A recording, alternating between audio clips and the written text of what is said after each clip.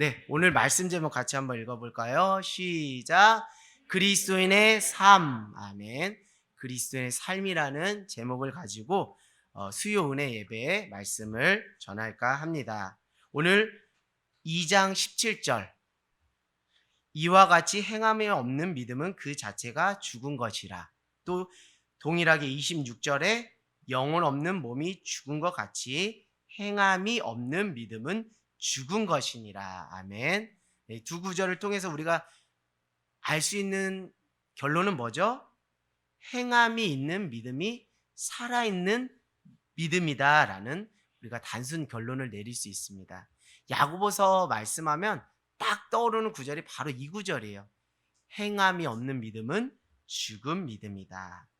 한 가지 이야기를 좀 할까 해요. 그 중년의 아버지와 그 대학생 딸의 이야기인데 서로 사이가 안 좋은 거예요. 갈등이 있었습니다.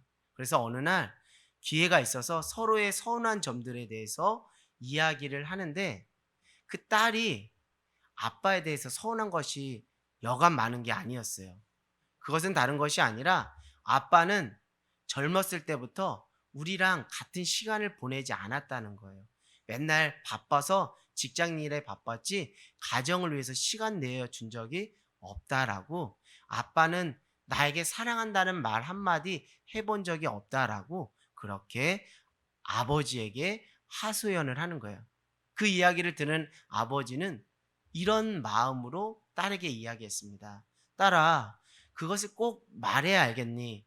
내가 일평생 몇십 년 동안 한 직장에서 엄마하고 너희들 먹여 살리려고 뼈가 빠지게 일했는데 나는 그것이 너희를 사랑하기 때문에, 가정을 사랑하기 때문에 한 것인데 왜 내 마음을 몰라주니? 라고 이야기를 하는 거예요. 우리 이 이야기는 요집 이야기만 아니라 가부장적 사고의 틀 속에서 살아가는 우리 한국 사회의 단면이기도 합니다. 특별히 남성들, 정말 꼭 말해야 하나? 마음이 있는데 꼭 말해야 되나? 라는 생각으로, 내가 가족을 위해서 일평생 고생하는 것 그 자체가 가족을 사랑하는 것이 꼭 내가 굳이 말해야겠어? 라는 그런 말을 하는데요. 젊은 딸의 입장에서는 뭐예요? 사랑한다는 말 한마디 듣고 싶었다는 거예요. 그것을 듣지 못해서 서운하고 속상하고 그것이 상처로 남아 있었다는 거예요. 또 한 가지 이야기를 드리자면요. 제가 몇 달 전에 SNS를 통해서 아주 훈훈한 사진과 글을 보았어요. 그 교회가 그렇게 큰 교회가 아니고 아주 작고 소박한 교회인데 그 교회 앞에 그 뭐랄까요, 텃밭이 있어서 목사님과 성도들이 감자를 심자라고 이렇게 의견을 모았나 봐요. 그래서 감자를 이렇게 어느 정도 저희 교회 본당 크기만한 밭에 감자를 심었더라고요. 그래서 이제 목사님하고 성도님들이 그 감자를 캡니다라고 그렇게 올렸더라고요. 그래서 이렇게 해가지고 맛있게 먹으려나 보다라고 했는데 그 감자를 캐가지고 농어촌 상간벽지 개척교회 그 수익금으로 그 후원을 하려고 합니다. 혹시 이 글을 보시는 분들은 연락 주세요 하고 목사님께서 개인 연락번호를 글에 남긴 걸 보았어요. 그 교회가 재정적으로 넉넉한 교회는 아니었지만 정말 교회를 사랑하고 특별히 농어촌 또 개척교회 그 상황들을 아니까 그 몸으로 성도들과 함께 농사를 져서 그 수확물을 팔아서 그 교회들을 살리려고 하는 그 마음, 그 사랑의 실천을 보면서 많은 감동을 받았어요. 제가 두 가지 이야기를 하면서 여러분들이 무슨 말을 하려고 하는지 다 짐작을 했을 거예요. 다른 것이 아니라 사랑이라는 것은 표현할 때 무엇이 된다고요? 힘이 있다는 거예요. 울림이 있다는 거예요. 감동이 있다는 거예요. 아멘. 그래서 오늘 이 이야기를 통해서 여러분 그 믿음에 대한 부분까지 연결시켜 말씀드릴까 합니다. 제가 몇 가지 질문을 할 때 잘 한번 곰곰이 생각해 보시고 한번 따라와 주시면 좋을 것 같아요. 예수님을 믿지 않는 사람들, 비기독교인이죠. 예수님을 믿지 않는 비기독교인들이 대답하기 편한 질문이 어떤 것일까? 한번 제가 질문해 볼게요. 교회 다니지 않는 세상 사람들이 어떤 질문을 편하게 생각하고 답변할까? 첫 번째요. 기독교에서 말하는 믿음은 뭐라고 생각합니까? 라는 질문과 두 번째, 교회 다니는 사람은 어떻게 살아야 한다고 생각합니까? 라는 두 번째 질문 중에 교회 안 다니는 비기독교인들은 어떤 질문을 편하게 받아들이고 답변하기 쉬울까요? 첫 번째일까요? 두 번째일까요? 믿음이 무엇일까요? 라는 질문과 교회 다닌 사람은 어떻게 살아야 할까요? 라는 질문 중에 어떤 것이 더 그들에게는 익숙하고 편하게 와닿을까요? 2번이죠.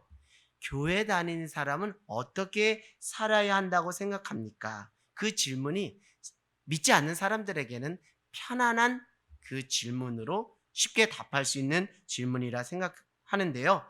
우리 야고보서 2장 15절에서 16절, 야고보서 2장 15절에서 16절 말씀 우리 같이 한번 찾아서 읽어볼까요? 야고보서 2장 15절에서 16절. 자, 같이 합독하겠습니다. 시작.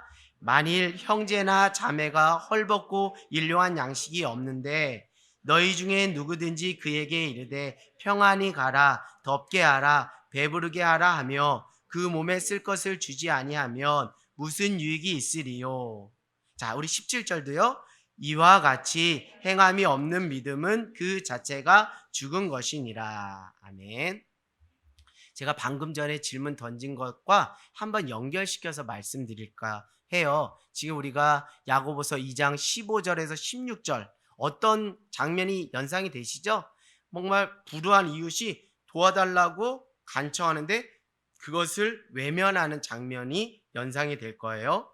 그런 장면을 연상하면서 만약 세상 사람들 비기독교인들에게 기독교인들이 위에서 말한 그 장면처럼 눈앞에 보이는 어려운 이웃들을 외면하고 자신의 배를 채우는 데만 집중한다면 그들은 기독교인들에게 뭐라고 말할까요? 교회 다닌 사람 왜 저래? 이렇게 말하는 것이 그들에게 자연스러운 답변일까요? 아니면 저 사람 믿음이 왜 저렇게 부족해? 라고 하는 표현이 익숙한 표현일까요? 어떤 표현이 익숙할까요? 교회 안 다니는 사람들에게는. 그렇죠.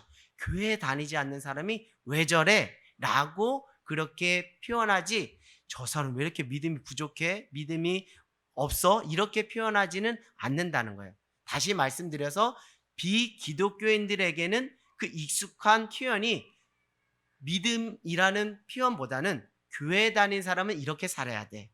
교회 다니는 사람이 왜 저래? 라고 하는 것이 익숙하고 편한 표현이라는 것이죠. 그런데 우리는 그런 표현 잘 안 씁니다. 우리 교회 다니는 기독교인들은 우리 그런 표현 안 써요. 우리 뭐 옆에 있는 사람이 혹시 실족하게 했다고 해서 교회 다니는 사람이 왜 저래? 이런 표현 안 써요. 우리는 왜 이렇게 믿음이 부족해? 혹 이런 표현을 쓸지 몰라도 교회 다니는 사람이 왜 저래? 왜 저러지? 이런 표현 잘 안 쓴다는 거예요. 그만큼 교회 다니는 우리에게는 어떤 표현이 익숙하냐면 어떤 문구가 익숙하냐면 예수님 믿으면 뭐예요? 천국 가요. 예수님 믿으면 구원받아요 라는 말이 우리에게 매우 익숙해요. 교회 다니는 사람이 왜 그래? 교회 다니는 사람이 이렇게 살아야 돼. 이런 표현은 우리에게 익숙하지 않아요. 그런데 예수 믿지 않는 비기독교인들에게는 믿음이라는 단어는 매우 낯설어요. 그러나 믿음이라는 단어를 쓰지 않지만 비기독교인들도 나름 그들만의 믿음이란 이런 것이라는 의미를 가지고 있다라는 거예요. 그 표현이 무엇이라고요? 교회 다니는 사람은 이래야 돼. 또 비난하고 판단할 때 교회 다니는 사람이 왜 저래? 라고 한다는 거죠. 이 두 가지 문구가 그들 안에 나름대로 믿음은 이래야 된다는 그들만의 표현이라는 거예요. 그러나 그들은 믿음이라는 단어가 익숙하지 않기 때문에 그런 말로 한다는 거예요. 우리식으로 표현을 빌리자면 믿음의 사람들은 이렇게 살아야 돼라는 표현과 다르지 않다라는 것이죠. 결국 무엇입니까? 비기독교인들에게는 교회 다니지 않는 사람들에게는 드러나는 행동을 통해 저 사람이 교회 잘 다니는 사람인지 아닌지가 평가되는 거예요. 그래서 왜 교회를 저렇게 다녀? 라고 평가할 때도 있고 저 사람 교회 잘 다니네 이렇게 평가할 수도 있어요. 우리 기독교인의 입장에서 익숙한 단어인 믿음으로 표현을 하자면 드러나는 행위를 통해 비기독교인들은 기독교인들의 무엇을 평가한다고요? 믿음을 평가한다는 거예요. 그 믿음이란 단어를 구차하게 쓰지는 않았지만 교회 다니는 사람이 왜 저래? 저 사람 교회 잘 다니네. 이것이 믿음을 평가하는 그들만의 표현의 방식이라는 것이죠. 사랑하는 여러분, 결국 비기독교인들의 시선에서 보더라도 교회 다니는 사람은 행동하는 뭔가가 세상 사람들과는 뭐여야 된다는 거예요? 차이가 있고 구별돼야 된다는 것을 말씀드리는 것입니다. 그런 생각의 인식이 그들 안에 깔려 있다라는 것이죠. 우리식의 표현대로 하면 믿는 사람은 뭔가 세상 사람들과 달라야 돼. 믿음에는 뭔가 세상 사람들과 다른 차원의 행동이 수반돼야 돼 라는 것으로 말씀드릴 수 있어요. 제가 다시 말씀드릴게요. 야고보서의 핵심 말씀 구절이 무엇이죠? 행함이 없는 믿음은 죽은 믿음이다. 이렇게 우리가 잘 알고 있어요. 그것은 무엇이냐면 믿음에는 반드시 무엇이 뒤따라와야 된다고요? 행함이 뒤따라와야 된다는 거예요.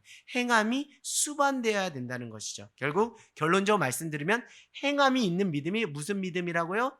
좋은 믿음, 살아있는 믿음, 굿 믿음이라는 것이 야고보서의 논리이며 우리에게 주는 결론이라는 것이죠. 여러분, 제가 말로 차마 담아낼 수 없는 그런 표현들이 있습니다. 기독교를 세상 사람들은 땡 도교라고, 그 앞단어 자체 제가 언급하기가 참 괴롭고 힘듭니다. 그만큼 기독교가 세상 사람들에게 많은 신뢰를 잃어버렸어요.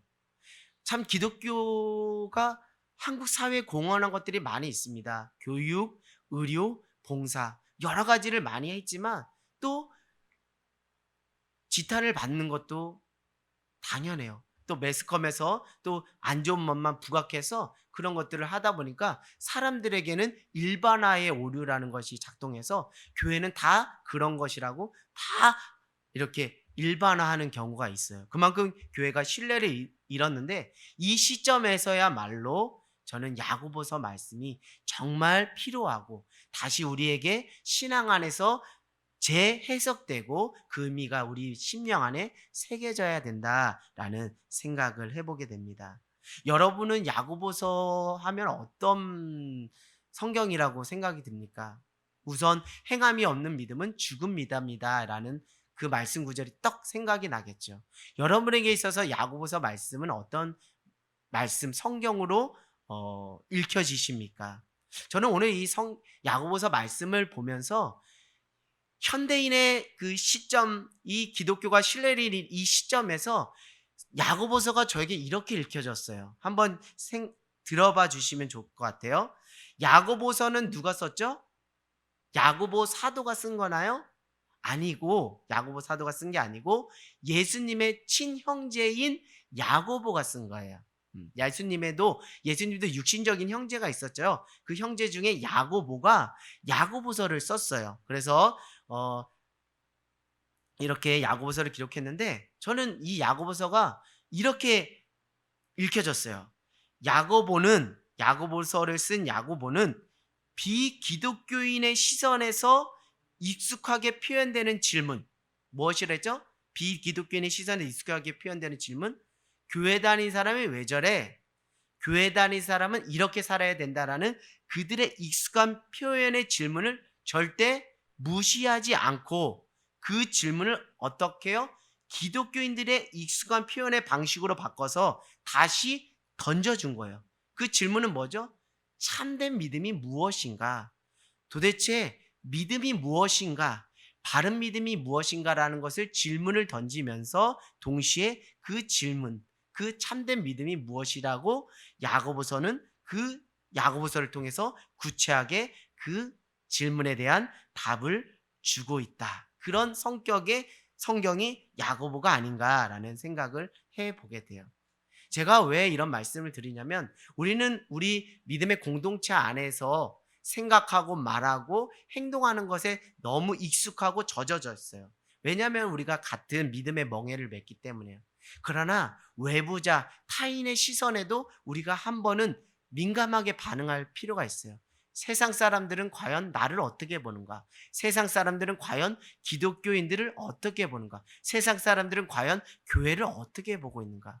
그것에 묶이라는 것은 아닙니다. 그러나 정말 그 성경의 말씀처럼 실족하게 하지 말라 그랬죠. 실족하게 하는 자는 차라리 무엇에 연자 맷돌에 묶여서 바다에 던지우라고 할 정도로 그 예수님께서 강조하는 것이 덕을 세우라는 거예요.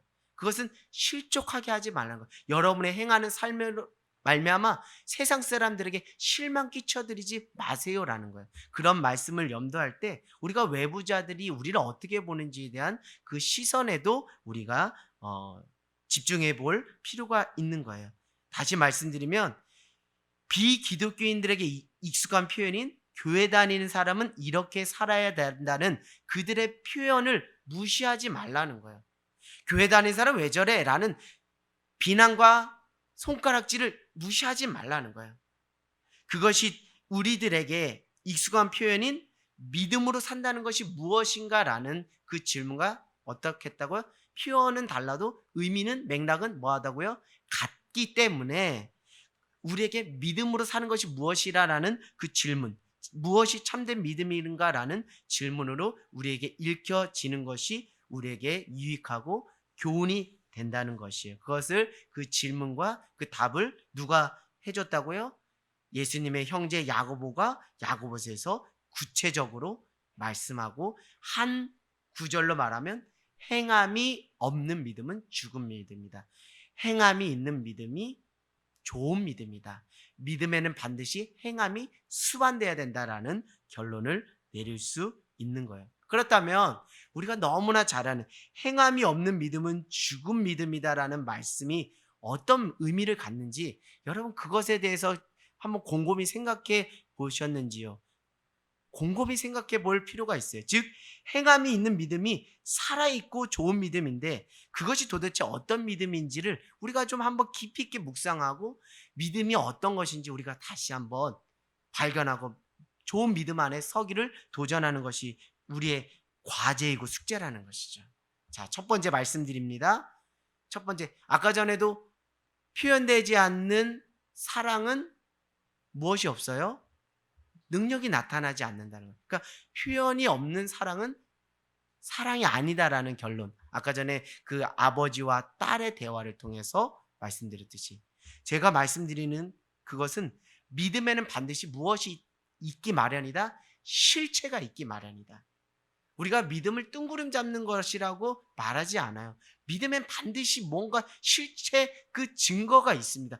증거 삼을 그것이 있어요. 증거 삼는 그것으로 야, 저 사람 믿음이 있네라고 우리가 말하는 거잖아요. 하나님이 그것을 보시고 말하는 거잖아요.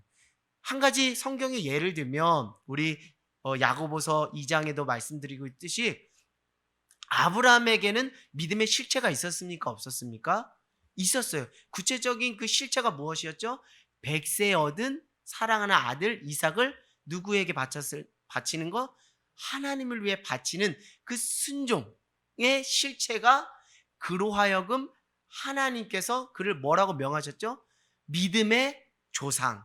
그리고 그가 하나님의 말씀을 따라 순종하니 그것을 의로 여겼다 이렇게 말하는 거예요. 그러니까 아브라함이 믿음의 조상이 될 수 있었던 것은 분명한 그 삶의 실체가 있었던 거예요. 또 성경에 누가 나오죠? 기생 라합도 그 정탐꾼들을 숨겨줬죠.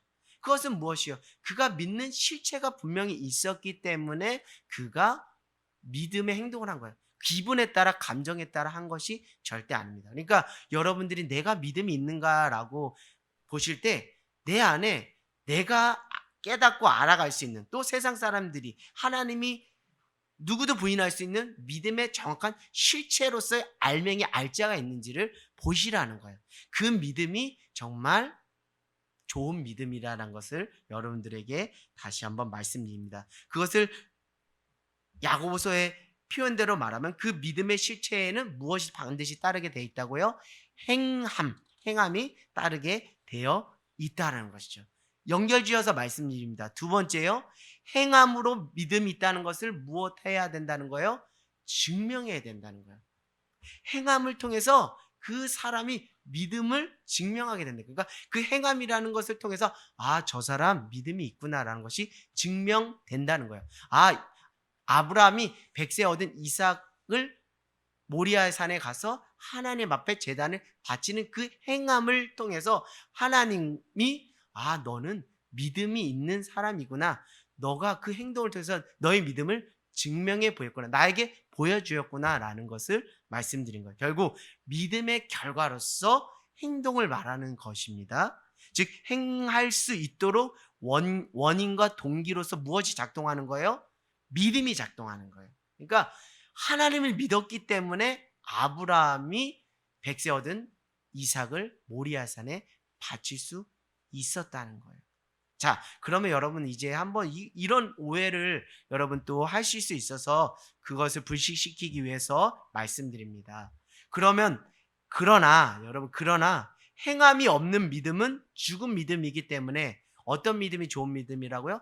행함이 있는 믿음이 좋은 믿음이라는 결론을 얻는데, 그러면 행하면 모든 것이 믿는 것입니까? 이것을 질문해. 행함이 늘 있으면, 그 삶에 뭔가 행함이 있으면 그것이 다 무조건 믿음의 증거라고 말할 수 있을까요? 없다라는 거예요. 이거를 오해하지 말라는 거예요. 믿기 때문에 뭐 하는 거죠? 행하는 거지, 행함으로 무엇이 생길 수는 없다? 믿음이 생길 수는 없다는 거예요. 그러니까 행동의 그 원인과 동기로서 무엇이 작동해야, 믿음이 작동해야 그 행동이 무엇을 증명하는 것이라고요? 믿음을 증명하는 것이에요. 결국 행하면 내가 뭔가를 행하는 모든 것을 통해서 믿음이 생기는 게 아니라는 거예요. 우리 쉽게 말하면, 교회로 말하면 나는 교회 3년 다니고 4년 다니고 또 11조 생활도 하고 예배에 빠지지 않고 하는 행동을 하잖아요.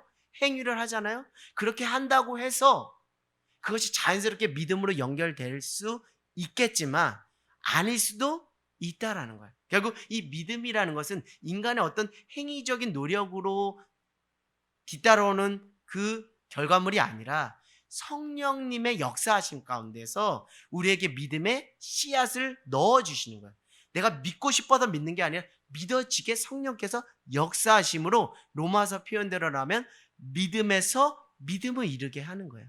그러니까 내가 처음부터 내 의지로 내 행위에 그 공적을 쌓아서 이것이 어느 정도 100점 차여져서 자연스럽게 믿음이 생긴 게 아니라는 것을 여러분들에게 말씀드립니다. 마치 이렇게 생각한다면, 내가 행동했기 때문에 자연스럽게 내가 예수님 믿게 된다, 이런 논리를 핀다면 그것은 신앙인이 아니라 여타의 종교인들의 그 패러다임과 전혀 다르지가 않다는 거예요. 그래서 에베소서는 이렇게 말해요. 너희는 하나님의 은혜에 의하여 믿음으로 말미암아 무엇을 받았다고요? 구원을 받았다니까. 너희는 하나님의 은혜 안에서 믿음을 소유하게 됐다는 거예요.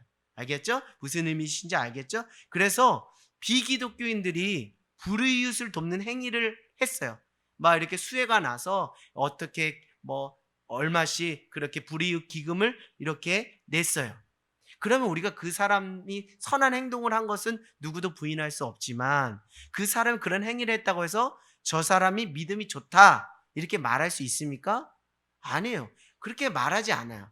선한 행위를 했다고 해서 행위가 그 사람의 믿음을 말하지 않아요. 왜냐하면 무엇으로 행하지 않았기 때문에, 믿음에 기초하여 행하지 않았기 때문에, 하나님의 은혜에 힘입어서, 하나님의 사랑에 힘입어서, 하나님의 그 성령의 감동하심을 따라 순종하며 한 행동이 아니라 그저 자신의 생각과 의지, 감정에 기초해서 했기 때문에 그 사람은 선한 행위는 했지만 믿음이 있다, 믿음이 좋다 말할 수 없다라는 거예요. 그래서 여러분, 행한다고 무조건 믿음이 생기는 게 아니라는 것, 믿기 때문에 행하는 것이라는 것을 말씀입니다. 야고보서도 이런 맥락에서 말씀하는 거예요. 무조건 행하면 믿음 생긴다 이런 차원이 아니라, 믿음이 있다면 행하면 뒤따라오고, 믿기 때문에 행동한다. 그 사람이 아브라함이었고 그 사람은 기생 라합이었다 이렇게 이야기를 하는 거죠.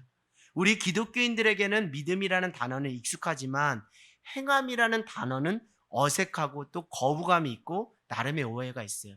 왜 그러냐면 오직 믿음으로 뭐 한다? 구원받는다라는 그 확고한 기독교의 기본 진리가 우리의 생각과 우리의 모든 의식을 지배하고 있잖아요. 그렇죠? 오직 믿음으로 구원받는다. 오직 예수 그리스도를 믿는 믿음 안에서 하나님의 은혜 안에서 구원받는다라는 그것이 있기 때문에 행함이라는 그 단어 자체를 어떻게 보면 터부시하기도 하고 알레르기 반응을 보여요. 왜? 기독교에서는 행함으로 인간이 구원받을 사람이 하나도 없다라고 말하기 때문에. 자, 그러면 여러분들, 그러면 아무것도 안 하는 것, 내가 믿는데 아무것도 안 하는 그것은 온당한 믿음입니까? 그건 아니잖아. 그것이 아니라는 것을 야고보서가 정확하게 찝어서 뼈저리게 이야기하는 거예요. 그러니까 야고보서가 기록될 당시 그 배경을 보면 초대교회의 그 배경이잖아요. 근데 초대교회 그 교회 공동체, 소위 믿음의 사람들이 모였는데 뭐 어떤 사람들은 정말 그 가난하고 헐벗은 사람들을 보면 그 믿음의 기초에서 그들을 돕는 사람이 있는가 하면 또 믿음이 있다고 하면서 돕지 않고 외면한 사람들이 있었다는 거예요. 그런 모든 상황들, 그 변질되는 모습들을 보면서 야고보가 야고보서를 통해 그 신앙의 그 뭐랄까요, 변질된 모습들을 각성하고 깨뜨리고 회개하라고 그렇게 야고보서를 쓰는 거예요. 그러니까 야고보서는 우리에게 좋은 믿음을 세우기 위한 것이지 행함을 강조하는 것이 절대 아니라는 것이죠. 자, 기독교의 신앙은 그렇기 때문에 기독교의 신앙에서 행함을 무시할 수 없습니다. 행함에 대한 오해를 벗고 행함에 대한 바른 이해가 필요한 거예요. 그렇다면 믿기 때문에 행하는 것의 구체적인 의미와 실체가 뭘까? 우리의 행함은 기본적으로 믿기 때문에 행하는 것이라고 계속 말씀드립니다. 행하는 믿음을 말할 때 그 행한다는 것, 그 행함의 실체는 무엇이 돼야 되는가? 그러니까 무턱대고 믿는다고 도 믿음이 생긴다는 것이 아니라고 말씀드렸어요. 그러면 그 믿음의 실체가 어떠해야 그 행함의 성격이 어떤 성격으로 규정돼야 그것이 믿음을 증명해내는 행동인지를 말씀드리는 거예요. 자, 첫 번째는 무엇이냐면 그 행함의 근본적인 그 기초는 다 무엇에서 시작돼야 된다고요?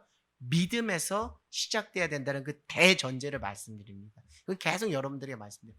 여러분이 하는 행동은 다 어디에서 기초해야지 하나님 인정하는 믿음이라고요? 믿음의 기초에서.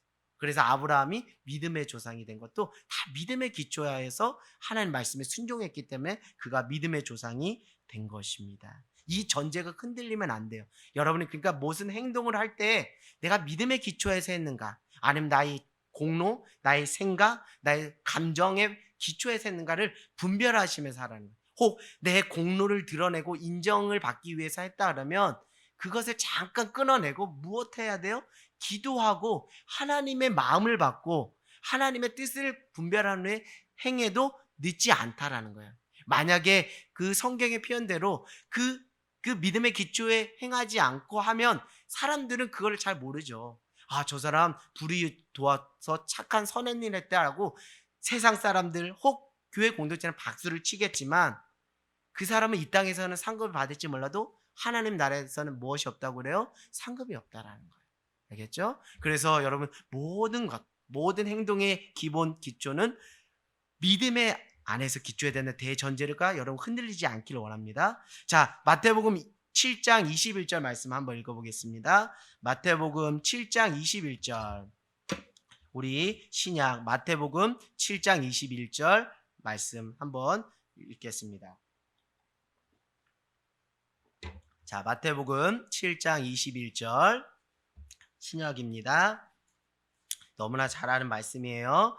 자, 우리 같이 한번 읽어볼까요? 시작. 나더러 주여 주여 하는 자마다 다 천국에 들어갈 것이 아니요 다만 하늘에 계신 내 아버지의 뜻대로 행하는 자라야 들어가리라. 아멘. 행함이 믿음의 기초에 되는 대전제 속에서 이것을 구체적으로 더 말씀드리면 주여 주여 하는 자마다 다 천국 구원받는 것이 아닙니다. 오늘날의 표현으로 말하는 교회 다닌다고 다 구원받는 거 아닙니다. 이런 뜻과 여러분 같이 맥을 같이 해도 좋을 것 같아요. 다만 하늘에 계신 내 아버지 하나님의 뜻대로 뭐 하는 자라야? 행하는 자라야 들어간다는 거예요. 그러니까 결국 이 행함은 어떤 성격과 의미에 기초하여 행할 때 가는, 그것이 믿음을 증명하는 행함이라고요? 하나님의 뜻대로 행할 때. 할렐루야. 하나님의 뜻대로 해야 돼요. 하나님의 뜻대로 행해야 돼요. 그렇기 때문에 우리가 그렇게 서둘러서 성급하게 할 수 없어요. 하나님의 뜻을 바꿔야 된다는 거잖아요. 그렇기 때문에 기도하지 않을 수가 없는 거예요. 왜? 기도할 때 말씀 안에서 성령께서 하나님의 뜻이 무엇인지 깨닫기 때문에 여러분의 뭐 어떤 행위를 할 때마다 하나님의 뜻에 기초하여 믿음을 증명하는 행동인지를 보시라는 것이죠. 자, 우리 세 번째는요. 우리 목사님이, 이재영 목사님 계속 강조하시는 거예요. 믿음은 무엇에 대한 반응이다? 하나님의 은혜에 대한 반응이다. 참 좋은 정의라고 보고 저에게 많은 도전이 됩니다. 결국 무엇입니까? 그냥 여러분의 생각에 기초해서, 여러분의 계산에 기초해서 하는 것이 아니라 내게 한량없이 부어주시는 하나님의 은혜가 너무 커서 벅차서 이거 보답하고 싶어서 안절부절 할 수 없어서 거기서 나오는 행함이 여러분의 믿음을 증명하는 행함이라는 거예요. 할렐루야. 무엇입니까? 그러니까 그 하나님의 은혜에 적셔진 행함, 그것이 중요하다는 거예요. 그래서 여러분 어떤 것을 할 때마다 예수님이 사역할 때도 예수님 그냥 계속 줄기차게 사역한 것이 아니에요. 위로부터 부어지는 하나님의 은혜를 받고 사역을 했어요. 그래서 열심히 사역하고 또 새벽이나 한적한 곳에 무엇했죠? 기도했어요. 왜? 위로부터 부어주시는 하나님의 은혜, 하나님의 도우심, 하나님의 감동을 받기 위해서 한적한 곳에 간 거예요. 그러니까 여러분들이, 그러니까 봉사도 그냥 의무적으로 하지 마세요. 그러면은 여러분 오히려 여러분의 영혼을 병들게 해요. 여러분이 은혜, 그래서 하늘땅 교회가 무조건 교회 오면 바로 봉사시키지 않잖아요. 무엇 받을 때까지 기다려주는 거요? 하나님 은혜 받을 때까지 기다려줘요. 그러니까 하나님 은혜를 받으면 하지 말래도 하게 돼 있습니다. 하지 말래도 구제하고 섬기고 나누고 하게 돼 있어요. 그 앞에서 말씀드린 그 작은 교회, 재정적으로 부족한 교회가 하나님의 은혜가 있기 때문에 하지 말래도 성도들과 목사님이 감자 농사를 져서 그렇게 하는 거예요. 그게 다 자기들 뭐 신문 광고하려고 하는 거예요? 아니잖아요. 자기들에게 부어주신, 우리 교회에게 부어주신 하나님의 은혜가 너무나 커서 이거 무엇하고 싶어서, 보답하고 싶어서 우리 돈은 없지만 몸으로 하자는 거예요. 이거 우리 하늘땅 교회에서 개척 때 하늘땅 농장에서 한 거야. 목사님이 하루는 하나님 주신 은혜가 큰데 우리가 세상 가운데 그 이웃사랑을 실천하지 않냐라고 말씀해 주셨어요.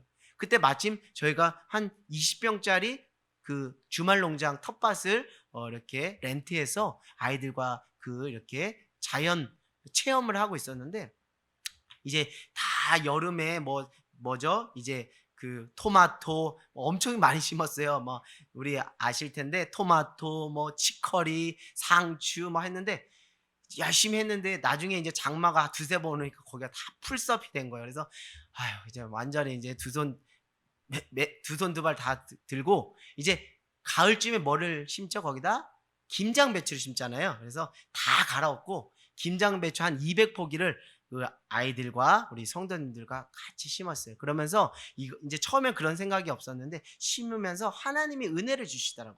이거 너희들 교회 김장하는데 쓰지 말고 너희들을 위해서는 조금만 쓰고 가난한 이웃을 위해서 나누라. 그래서 150포기를 아주 잘 키워서 150포를 여기 인근에 있는 복지관에 기증을 했어요.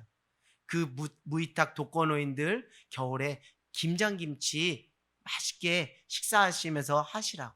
그거 우리 광고 내려고 한 거 아니거든요. 우리 하늘땅교회 뭐 자랑하려고 뭐 전도하려고 그 꿍꿍이로 그런 거 아니에요.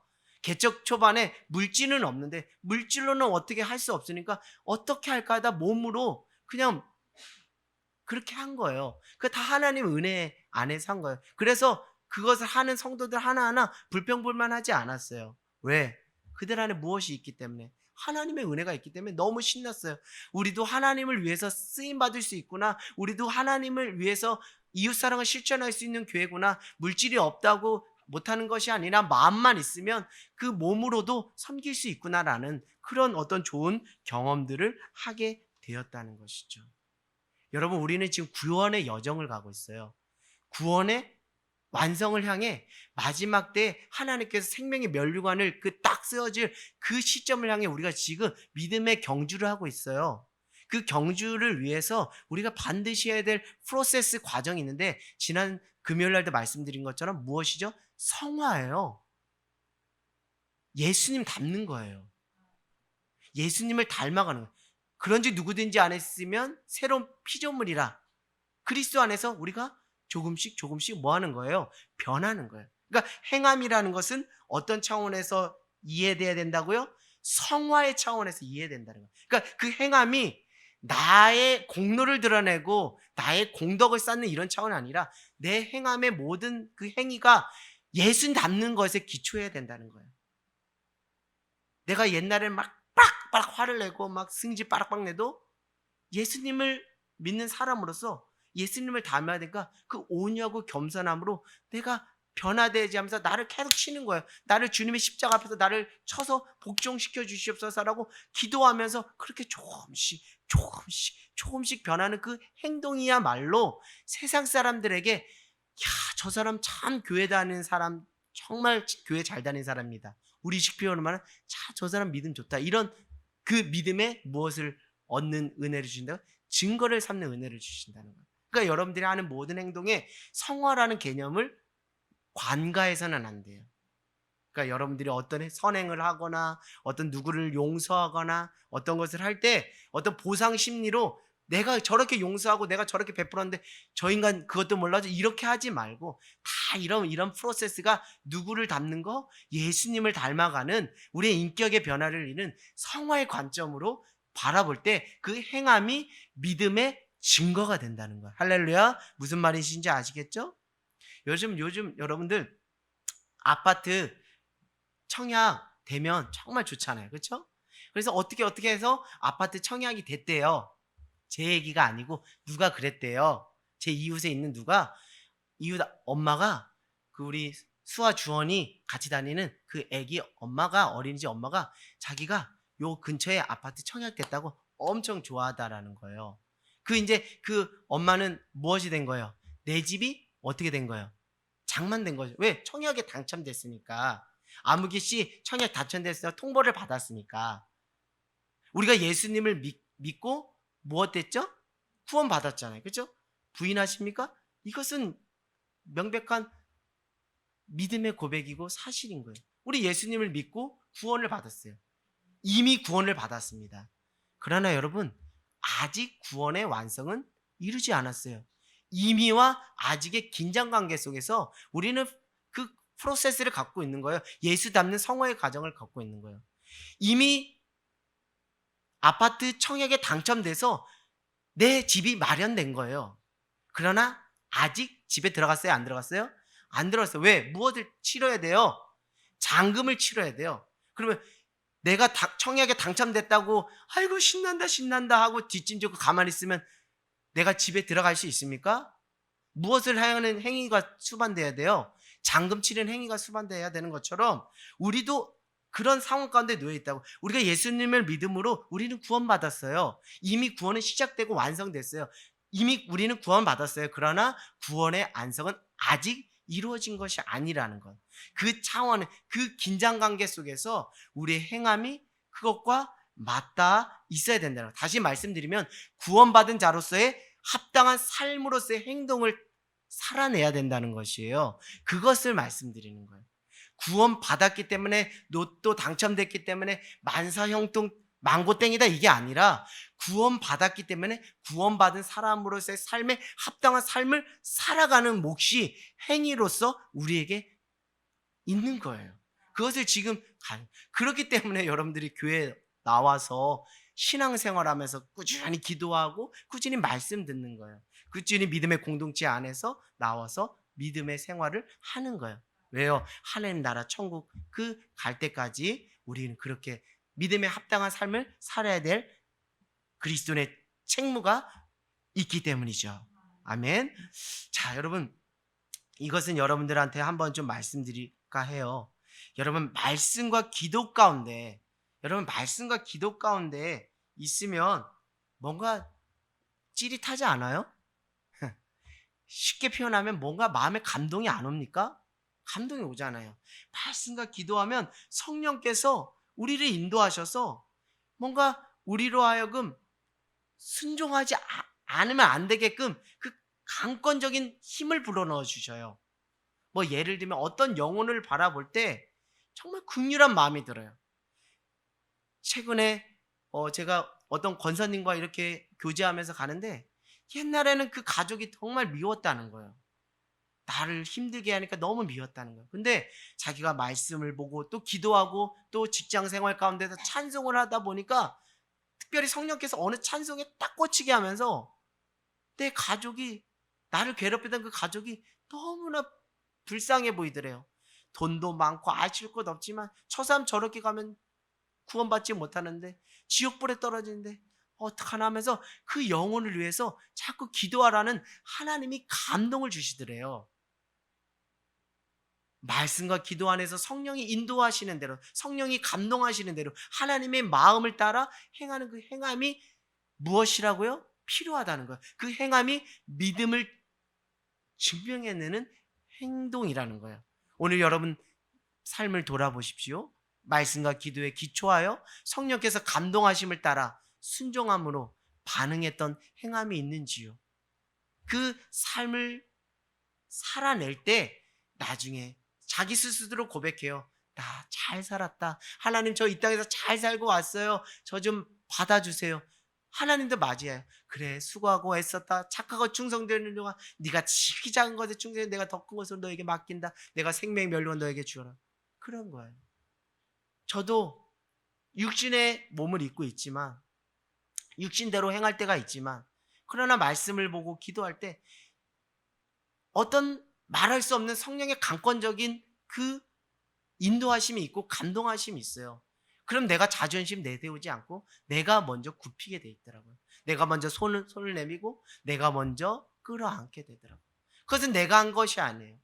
내 안에 살아 역사하시는 말씀과 기도에 기초한 성령의 감동하심과 역사하심 가운데 한 거예요. 그렇기 때문에 나는 교만할 수 없어요. 왜? 내가 한 것이 아니고 하나님이 하셨기 때문에. 그것을 사도 바울은 알았어요. 그래서 나의 나된 것은 하나님의 은혜다. 내가 모든 사도들보다 더 수고했지만, 더 많은 수고의 행위를 했지만 이것은 내가 한 것이 아니라 하나님이 한 것이기 때문에 하나님의 은혜이다. 이렇게 말하는 거예요. 그럼 그 사람의 육신에 기초한 행동과 성령에 기초한 행동이 이런 판이한 고백의 차이를 낳는다는 거예요. 여러분, 어떤 고백으로 하나님 앞에 나아가시겠습니까? 여러분, 우리가 마태복음 28장 19절에서 20절에 너희는 가서 모든 족속으로 제자를 삼아 아버지와 아들과 성령의 이름으로 세례를 주고 내가 너에게 분부한 모든 것을 가르쳐 지키게 하라. 볼지어다 내가 세상 끝날까지 너희와 항상 함께 있으리라 하시니라. 하나님께서 승천하시면서 우리에게 무엇을 주셨죠? 지상 명령을 주셨어요. 너희는 부활의 산 무엇이다? 증인이다. 우리는 증인이에요. 우리는 증인이에요. 그렇기 때문에 그 여인들이 예수님을 즉각적으로 봤던 그 여인들, 예수님의 부활을 봤던 그 여인들이 가만히 있었어요? 가만히 있었어요? 아니에요. 행동이 자연스럽게 뭐 했어요? 수반됐어요. 예수 부활하셨다. 예수 부활했다. 왜? 내가 예수님 부활한 것을 봤기 때문에. 그러면서 온 사방 밖에 속에서도 예루살렘, 또 받게 받으니까 유대, 또 받게 받으니까 사마리아 땅까지 흩어져서 예수님 부활하셨대요. 예수님 부활하셨다라고 증인의 삶, 복음, 굿뉴스를 전한 거예요. 이 복음의 굿뉴스를 전하는 복음의 증인으로서, 예수 부활의 증인으로서 지상명령을 순종하는 그 순종으로서의 행함이 우리에게 필요하다는 거예요. 그것이 믿음을 증명하는 행함이라는 거예요. 자기 공로를 내세우는 행함이 아니라.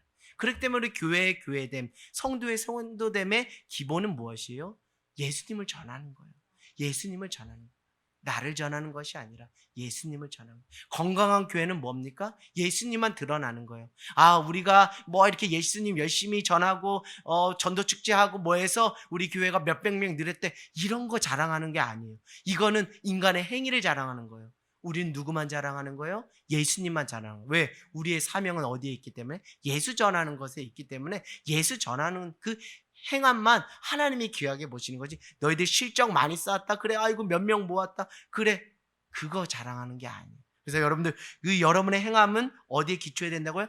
지상 명령의 차원, 부활의 증인, 복음의 산 증인으로서 그것을 순종하는 행함이 기초될 때 믿음을 증명하는 행함이라는 것을 말씀드립니다. 여러분, 마지막으로 한 가지 더 말씀드리면요, 관계기적인 차원에서 행해야 돼요. 이게 무슨 말이에요? 우리가 모세를 통해서 시내산에서 몇 계명이 주어졌죠? 10계명이 주어졌는데 신약시대에 와서 예수님이 몇 계명으로 줄여주셨죠? 2계명으로. 하나님 사랑, 이웃 사랑이에요. 우리 아까 전에 말씀드린 것처럼 그 작은 교회가 감자 농사를 통해서 무엇을 실천한 거예요? 이웃 사랑을 실천한 거예요. 그것은 무엇이기 때문에? 예수님께서 우리에게 명하신 지상 명령이기 때문에. 결국 관계를 통해서 하나님을 사랑하고 관계를 통해서 이웃을 사랑하는 그 관계적인 차원에서 행하는 그 사랑의 실천을 하나님은 기뻐하신다는 거예요. 그래서 그 귀한 교회가 정말 귀한 일을 감당한 거예요. 우리 하늘땅 교회, 너희들이 그런 교회 되기를 원한다고 주님 말씀하시잖아요. 그런 감동이 있잖아요. 여러분, 우리가 하나님을 사랑하기 때문에 우리가 예배하고, 하나님을 사랑하기 때문에 우리가 말씀과 기도 가운데, 또 하나님을 사랑하기 때문에 우리가 전도하는 거 아니겠어요?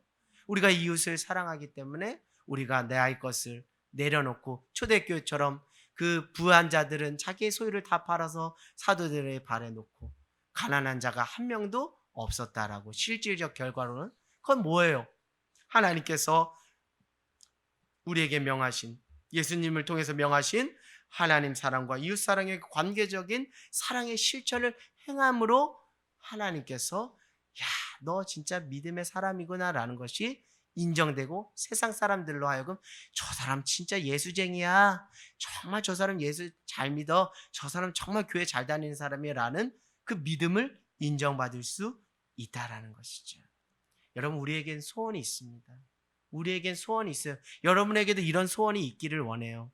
누군가가 나의 삶을 보면서 이렇게 말해 주었으면 좋겠다라는 생각이 들어요. 저 사람 예수를 믿고 교회 다니기 시작하더니 삶이 완전히 바뀌었네.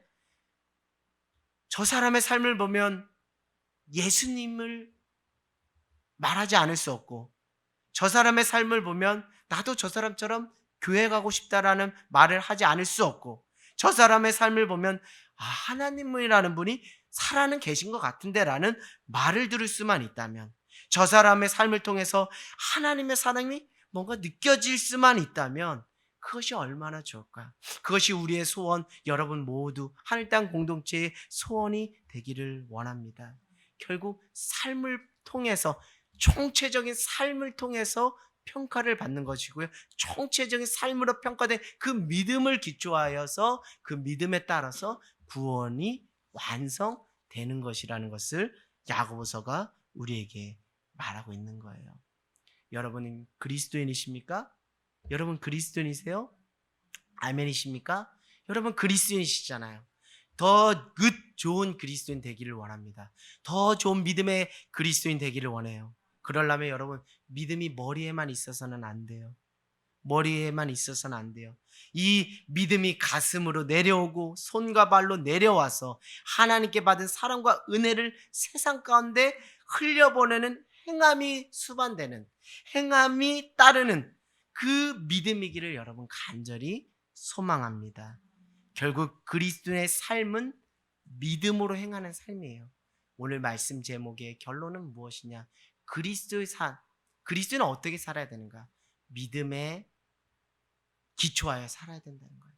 믿음으로 행하는 삶을 살아야 된다는 것이죠. 당신의 행하는 삶을 통해, 우리의 행하는 삶을 통해 여러분의 믿음이 세상 가운데 증명되기를 소망합니다. 하나님께 인정받는 믿음이 되기를 소망합니다. 아멘.